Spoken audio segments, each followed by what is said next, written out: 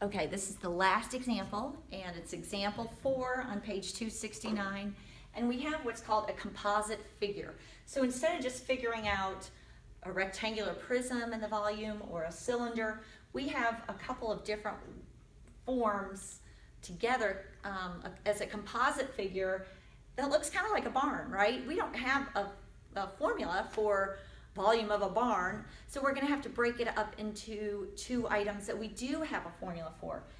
The top part is a triangular prism, as you'll see, and then the bottom part is a rectangular prism. So if we figure out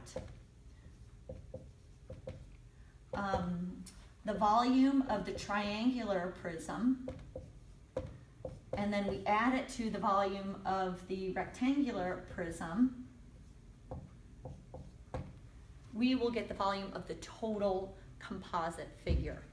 Okay, so how are we going to do this? The first thing you need to know is that the triangular prism, remember the base has to be the triangle. When you stand it up on its side, it doesn't matter if it's on a different base or where it's sitting, you can just flip it up and now the triangle is on its side.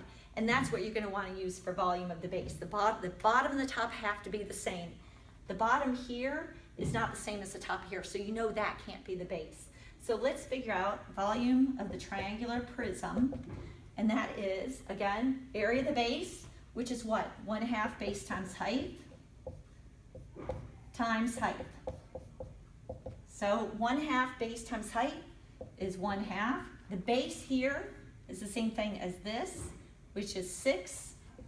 1/2, 6, times the height of the triangle is 3, times the height of the whole thing, which if it's standing up on its side, this is going to be the height, and that's 9. So my answer is 9 times 9, which equals 81. Volume of the rectangular prism. We can use 6 times 9 as the area of the base, and 5 is the height. So 30 times 9 is 270. And then we add the two together, plus 81, and we get volume of the total is 351.